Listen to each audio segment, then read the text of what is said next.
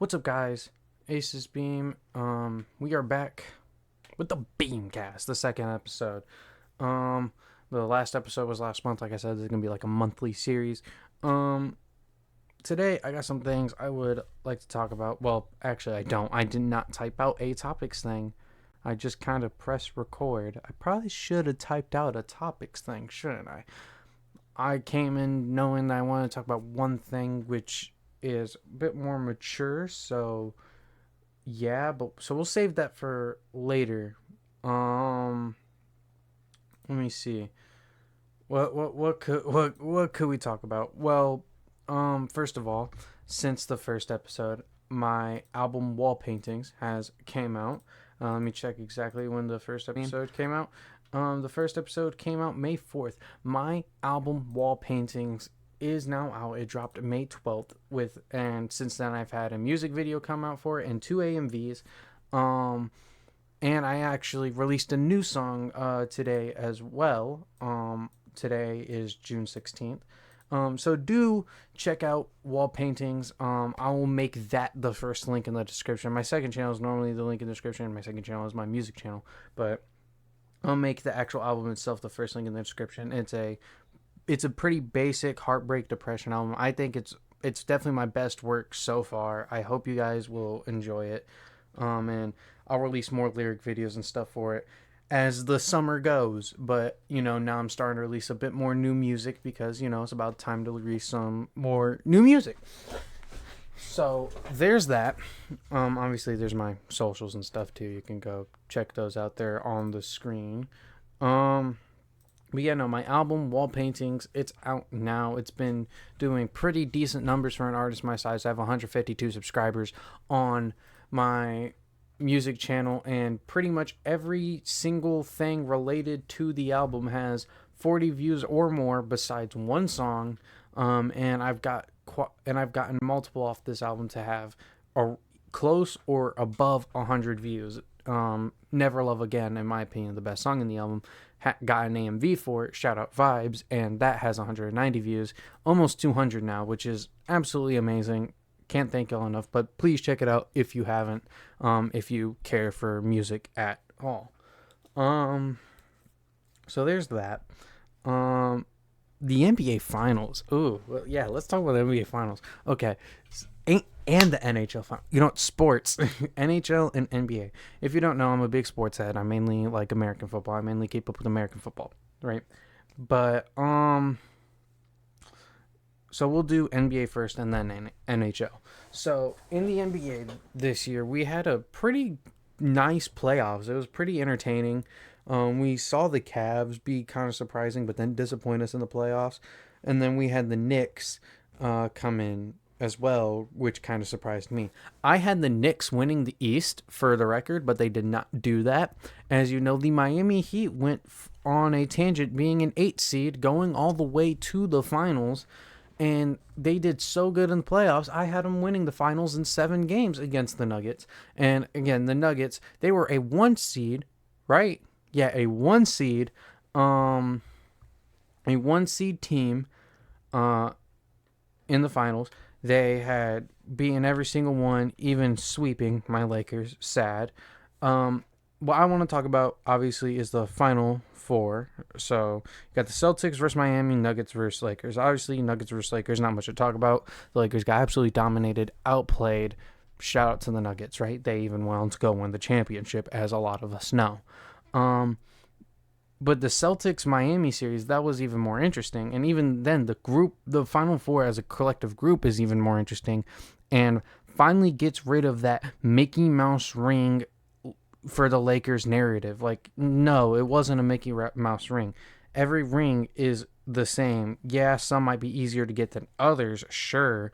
But it doesn't put an asterisk next to the ring, right? And this playoffs, proved that, because for all 4 teams that were the Final Four in the bubble, the Nuggets versus the Lakers and Heat versus Celtics, those were the same 4 teams as the Final Four for the bubble, right? So this completely disproves the narrative, even if we got a somewhat different outcome. The Heat still won the East, but the Nuggets won the West for the first time ever, making their first championship appearance and winning their first championship in 5 games against the Heat. But the Miami Celtics series, that was the best series in the playoffs, hands down, because that was such a entertaining series, and because you had the Heat potentially sweeping the Celtics, which would have been awesome for me as a Lakers fan, because fuck the Celtics. Respectfully, fuck you. No, in fact, disrespectfully, fuck you, okay? But then the Celtics, I gotta give props where props was due. They was about to do the first ever reverse sweep in NBA history. Hear that again. The first sweep in reverse sweep in NBA history. If you don't know what a reverse sweep is, it's happened in hockey a few times. It's when a team goes up 3-0 in a series and only needs one more game to win. But instead of clinching the series and moving on, they lose the last 4 games, and the team that almost got swept makes it, right? So that's what a reverse sweep is. And the Celtics almost accomplished that. However, they did not. They would get pretty easily handled in the 7th game. But the game right before that, that's game 6 of that series, that's game of the year. Easy. Hands down, not even close. Like, that put-back buzzer beater was insane. That is a moment that will go down in NBA history and would be even more iconic if the Celtics had gone on to win the championship, of course. But obviously, it won't be that way because they lost in the very next game. But if you imagine if they won, the series and the championship, that would go down as one of the most iconic and one of the most clutch plays in NBA history. It's insane. Then the finals itself, very disappointing. The matchup was A+. It was nice to see the Heat back because the Heat were very likable. I really liked Jimmy Butler, right? The Heat was a very likable squad, right? And was going on the Cinderella story of sorts. While the Nuggets were a team that has constantly fell short and had never made the championship before. So they were in their first championship appearance looking for their first ring. And the Heat were in their 7th championship appearance looking for their 4th ring, right? So it was just a very likable finals, right, matchup. But the actual finals itself was very disappointing, finishing in 5 games. The Nuggets, taking care of it pretty handily. They go up 1, then it's 1-1, then the Nuggets win the next 3, winning 4-1 in game 5, which, it's dope. They won on their home court. That's really cool. But, I would have liked it to go to 7 games. I feel like we're due for one. We haven't had a 7-game series since 2016 when LeBron had the greatest comeback of all time against Stephen Curry's Warriors. So the finals themselves were pretty disappointing, but I'm happy for Jokic. I'm happy for the Nuggets organization getting that championship, and I'm excited to see what the championship rings looks like, because for me as a sports fan, right, I can appreciate greatness, but on top of that, if my team doesn't win the championship, like obviously I always root for my team to win the championship, especially if they're in the playoffs, right? But if my team doesn't win the championship, right, then in my head, I'm like, okay, at least I get to see a cool championship ring, hopefully, whoever wins the championship, right? Like the Kansas City Chiefs championship ring, pretty fucking dope. It's a pretty beautiful ring. I really like the ring. It's not better than the Rams ring from last year, but, it's a really nice, good-looking ring. So I like it. I like it better than their one from 2019, where they beat the 49ers. I like it a lot better than that one from the their last Super Bowl win. You know what I'm saying, right? Yeah, no. Then we got the NHL, right? In the NHL, the playoffs, hockey playoff is probably the best sport out there because I love American football is my favorite sport, but playoff hockey is by far probably the best sport because it's the most unpredictable. You had the best regular season team of all time in the Boston Bruins with 65 wins, right? For reference, I'm pretty sure the NHL plays 82 game seasons like the NBA, right? They had 65 wins, which was the most wins of any NHL team ever, right? And they get handled in the first round by the Florida Panthers in 7 games.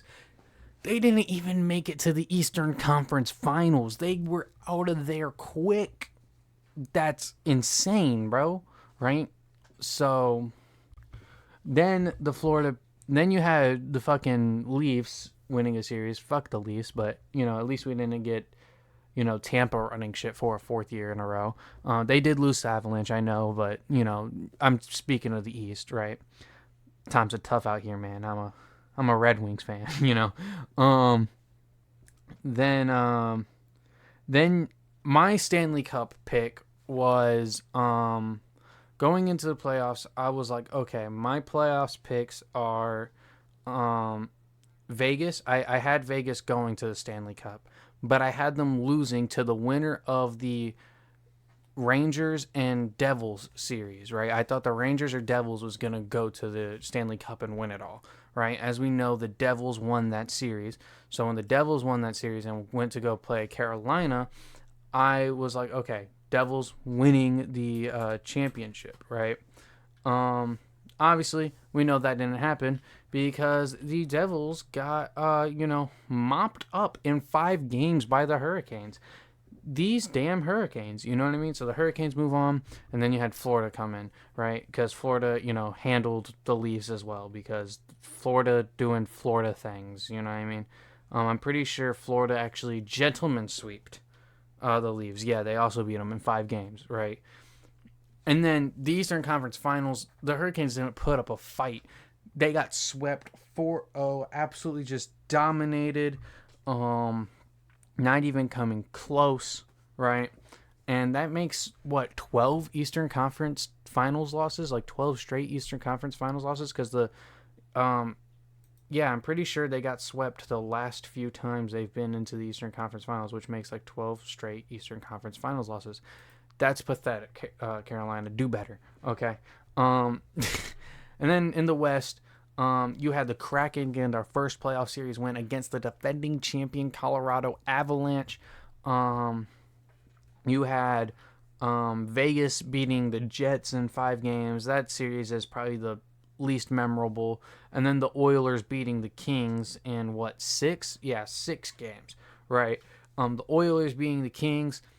That one was a pretty interesting series. The Kings are looking very promising. I would say they probably make a deep run in the next 2 to 3 years, maybe even winning it all. And then the Kraken, obviously, they had a 7-game series and won their first playoff series, right? Then you had Vegas versus Edmonton, which a lot of people had Edmonton winning this one. I think a lot of people predicted this matchup. And basically was like, all right, the winner of this series is going to the Stanley Cup, right? It's either Edmonton or Vegas. Vegas, as we know, ended up winning the series. Obviously, again, I had Vegas winning the series. And it was Vegas winning in 6 games. Not even, 7. It was 6 games. Vegas kind of just took care of business. While Dallas would struggle against the Kraken. Oh, yeah, Dallas... I forgot who they played in the first round. Who did they play? I'm looking at the thing right now. They played the Wild in the first round and beat them in 6 games. The Wild are very unmemorable when it comes to playoffs. But the Dallas Stars would struggle with the Kraken, so I thought we might have gotten a Kraken Vegas Western Conference Championship. But no, the Stars won in 7 games, giving us a rematch of the first bubble year. No, they only did 1 bubble year. Yeah, the rematch of the bubble year in the Western Conference, which was Vegas and Dallas, which Dallas won that one. But this time around, Vegas would go up to a 3-0 lead. Then Dallas would claw their way back to make it a 6-game series where ultimately they would fall in the 6th game, giving us Florida versus Vegas. I thought this was going to be a 7-game series. And at this point, you might have think I'd had Vegas winning the series, right? But no, I had Florida winning the series when it came up to this matchup because Florida was dominating all playoffs long. I thought it was going to be Florida in 7 games, and then I thought it was going to be Florida in 7, right, against Vegas, right? But instead, Vegas absolutely cleans up shop and wins their first Stanley Cup in 5 games. 5 games. keep in mind, Vegas came into the league 6 years ago, made the Stanley Cup in their first year, and then lost to the Washington Capitals, right, in 5 games. And then they take a few more years to get back to the Stanley Cup. They come back, and they're facing the Panthers, right, who the Panthers have never won a Stanley Cup neither, because the last time they were in the Stanley Cup, the only time, in fact, was in 96 when they got swept by the Avalanche for the in the Stanley Cup, right? So this was okay, who's going to win their first title, right? I thought the Panthers are going to do it. They were playing really good hockey, but no, they got absolutely just outplayed and dominated for the most part in this series. It wasn't even really that entertaining outside the one overtime game where you thought maybe the Panthers' momentum has shifted and it was going to go to at least 6, right? But nope.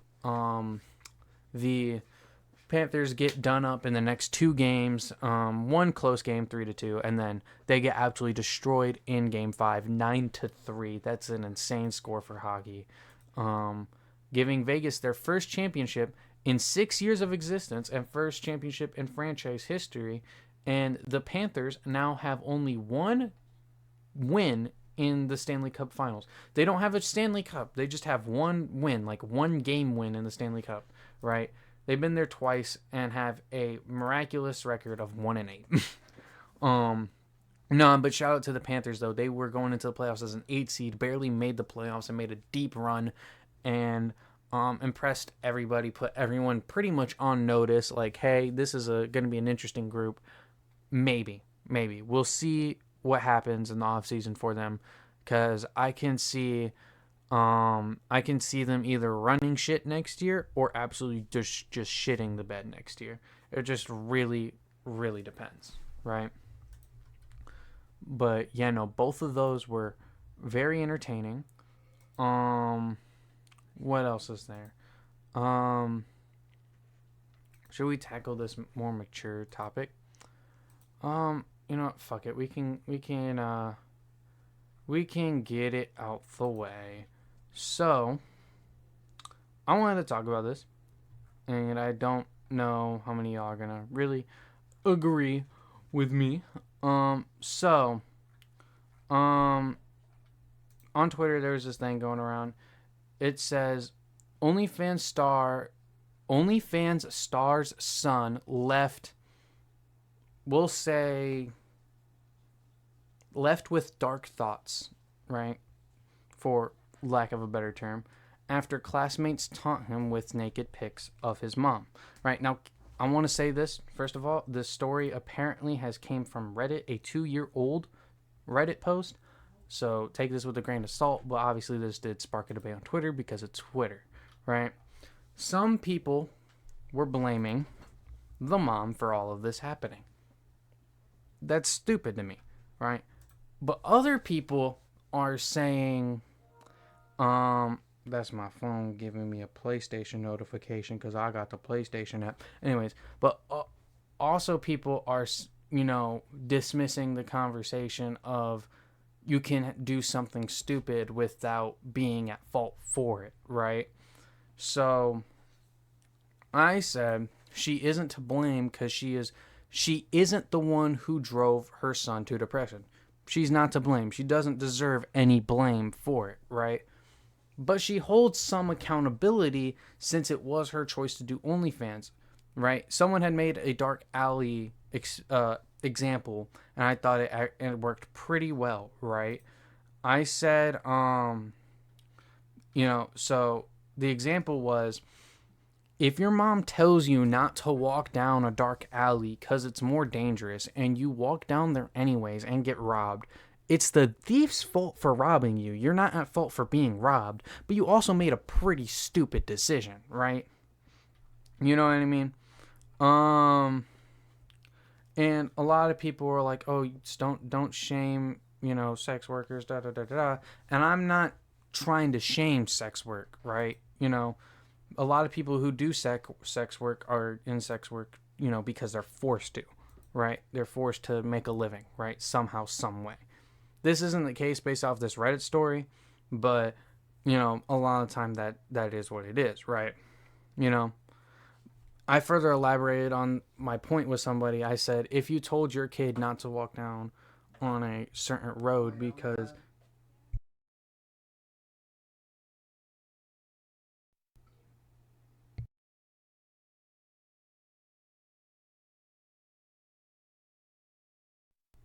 I'm back. I'm not going to cut that out because it's a podcast, but I'm back. I thought my dad was about to walk in here, but nope. But anyways, I elaborated on this point with someone saying, if you told your kid not to walk on a certain road because it's more dangerous and they get robbed because they walk down that road, after that, you're not teaching them that robbing is bad. You're teaching them that it wasn't a good choice to walk on that road, even though they're not at fault for being robbed. Basically, my overall point is you can make a dumb decision without being at fault for something happening, right? And I'm not saying it was stupid for her to do OnlyFans, right? I was saying it was stupid for her to not prepare her son for that type of thing, right? The son is supposedly 13 years old in the story, right? Had no idea of this going on, right? Now I'm not saying she should have explained to her son, oh, this is what OnlyFans is, this is what I do. Don't do that. That too young for that, right? But the simple concept of don't let people's words put you down based off what they say about me or based off what they say about you should have been taught, right? You know, basically teach words hurt, but don't let that affect you, right? That very simple concept should have been taught either beforehand, right? Because she knows the dumb, social stigma around sex work because it's considered very taboo. And I think a lot of us know why it's considered taboo. It makes sense, right? But to deem someone morally reprehensible for doing it is also kind of stupid, right? So she knows the stigma around it. So she should have prepped her son by teaching her that concept of like, hey, people are, might make fun of you, you're starting this thing called puberty, right? You're starting this thing called puberty. Times are going to be very emotional for you. People are going to bully you and poke fun at you, try to poke fun at me for certain things. Don't let that bring you down, right? That should have been taught to him either beforehand, because again, she knows the dumb social stigma around sex work. She knows how ruthless teenagers can be. She was a teenager before, right? Or she should have taught this after the son confronted her, because in the supposed story, the son confronted her, and the answers the mom gave was, "You're overreacting. Sex work is basically the same as working at a bank or a grocery store, and it makes me feel free." Like, this is not what you should be telling them. It just comes across very self-absorbent and worrying about yourself than your own kid mental health, right? So I think that's where I'm like, okay, she did something stupid, but she's not at fault for what happened, because it's the bully's fault for driving him to the depression, but the mom did not address this the right way, and to be honest, she should have seen it coming due to that stigma around sex work, if that makes any sense, right? Because that's my viewpoint on it. That two truths can be a thing. She can be not at fault for what happened, while also be like, okay, you could have done this and this wouldn't have happened. You know what I mean, right? A lot of people jump to me saying this as, oh, she shouldn't have done sex work. That's not what I'm saying. If she wants to do sex work, she can do sex work, right? Especially if that's a need for her, right? But, that doesn't mean she couldn't have explained certain concepts to her son better, especially since her son's starting puberty, 13 years old, right? That's a time of high emotion, right? You know what I mean? So you should teach your son these simple things, your kid these simple things of, people are going to try to put you down, and you're going to feel emotional about it. Do your best to not let that affect you, because at the end of the day, it doesn't matter what they say. That's all I'm saying. She should teach her son that, you know what I mean? Because it was her choice to do OnlyFans, thus opening this new area of bullying for kids to do, right? Is that okay for the kids to do that? No, but let's be real now. Idealism isn't reality here, right? Some people would have argued, oh, it could be reality, right? But you don't care enough about it. And I'm like, one, I was bullied for many fucking years of my life, right, through elementary school. So don't act like I don't care about fucking bullying. I care a lot about it, right? It pisses me off, right?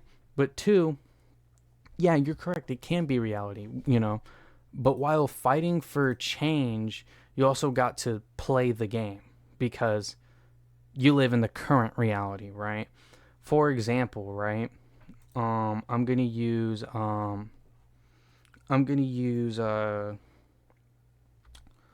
Florida for an example, right? We all know what DeSantis is doing in Florida. Very horrible things to trans people, making it illegal to be trans, which is fucking horrible, right? Obviously, we are, everyone who is trans and everyone who is an ally, everyone who is morally adjusted in society and not a dickhead, right, is trying to fight this not to happen, right? You know what I mean? Trying to fight it not to happen. But while we do that, right, the people who live in Florida, especially if they're trans, should prepare for the worst. If it doesn't succeed, right, you should prepare to leave Florida, right? Prepare to leave your family behind and stuff, right? It sucks that is a reality, right? That's not ideal, that you potentially might have to leave your family, whole livelihood, and restart your life basically just because some people are mad that you exist. That's very stupid, right? But let's be real now. If it doesn't succeed, you're better off fleeing than staying there just because your family's there, right? You know what I mean? Because they're trying to genocide trans people, right? That's what I mean by, okay, now you got to play the game, right? You got to play the game while fighting for change, right? In this case, she's fighting for change because sex work has a dumb social stigma around it. That's totally fine. But the social stigma still exists and it's going to take years to get rid of, right? So now you got to either, prepare yourself mentally for the haters and bullshit, but also prepare your kids who don't understand to not worry about that, because again, they're 13. A lot of kids at 13 care a lot what other people say, right? You got to help teach your kid that, right? Because you're doing something that is considered taboo, right? Now you got to play the game for you and your family to, be okay, right? That's what I'm saying, right? And that's why I give the trans example, because, people in Florida, their lives are at stake here, right? And it's horrible. We're all doing our best to fight for change and make sure it doesn't happen. But ultimately, if it does happen, right, you are best to move out of there, right? And so that way you can still exist, still be who you are, right? So that way you can continue fighting from a safer place. A lot of people be like, oh, but if you're actually there, you can fight more effectively. And yeah, that's true. But if the worst does happen, these people will be silenced. Do you know what I mean? So I'm a cis straight male. I'll make that abundantly clear. So this example could be a lot worse than what I'm thinking it is, but it is trying to come from a good place. Hope you guys do understand that, right? So basically all I'm saying is, right, while you fight for, change, you got to also understand how it is right now and understand the potential worst outcome is still a potentiality to happen, right? Due to various reasons. So you got to you have to mentally register that in your brain, right? And then still play the game, still play the current societal reality, right? While also fight for that change for societal reality so you don't have to play that game no more. I hope that makes sense. I hope I don't sound crazy. But yeah, that's my general take on that. I think it makes sense. Feel free to educate me in a polite manner. If you're going to be rude about it, then obviously I'm not going to really be respectful back. I'm sorry, you know what I mean? If you're, but feel free to educate me if I am wrong. But yeah, basically in short, the blame 100% of the blame goes to the bullies and the bullies' parents, because again, obviously the victim is 13 years old according to the story. These kids can't be much older, right? Obviously I know, like, you know, a bunch of kids get into porn around that age, but like not to the point where they're buying shit, you know what I mean? Or and like trying to find leaks of somebody's mom, you know what I mean? So like shame on the bullies' parents too. They deserve some of the blame for not monitoring their kids correctly. But you know, the blame, you know, belongs to the bullies, not the victim's mom. But the victim's mom also could have done some things better to help prevent that, which is why the dark alley example works. Because if you walk down a dark alley or shady road and you get robbed, you know, you're not at fault for being robbed, but you could have also prevented that by not making a dumb decision to walk down that specific alleyway or road. Make sense? Okay, good. What else? Anyways, off of that politically charged topic, I don't know what else to talk about. I mean, music is dope. I love listening to music and stuff. There's that. I am still working on more music. I'm graduating. I'm trying to graduate. I'm trying to get done with school. I have currently 18.75 credits out of 20. I need 1.25 credits more. I'm super close to getting done. I just need some stuff graded. I really want this science stuff graded. They haven't graded it yet, and it's making me angry. I want it graded so I know if I'm done with science or if I need to do one more or two more science modules so I can be done with science and then I can bum rush math.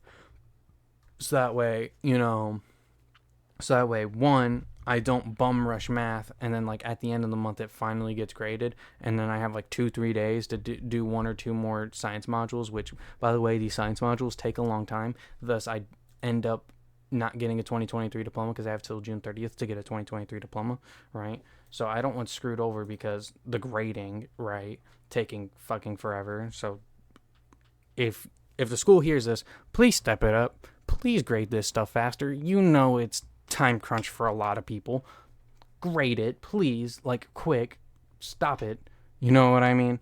And then two, and then I also don't want to worry about this science stuff, right? While I'm working on math, potentially do another science module just because it's in the back of my head, right? And then that be a complete waste of time that could have gone to math, thus screwing me over. You know what I mean? So I really want this stuff graded. I hope it gets graded. I messaged somebody earlier on the, you know, website who is a supposed science expert. I was like, hey, I don't know if you can grade it, but like, could you please grade it if you can? And if not, can you contact the person who does grade the stuff to grade it for me? You know what I mean? But they never responded. Like, come on. Like, y'all are considered experts in these subjects, and like, y'all ain't helping me out here, even though I'm supposed to use the tools provided to me on the website to get my stuff graded. Like, come on, dog, please, you know what I mean? Like, get this stuff graded, and you know, so I can be done faster. You know, I'm actually gonna, all right, that's, so I'm gonna send a thing,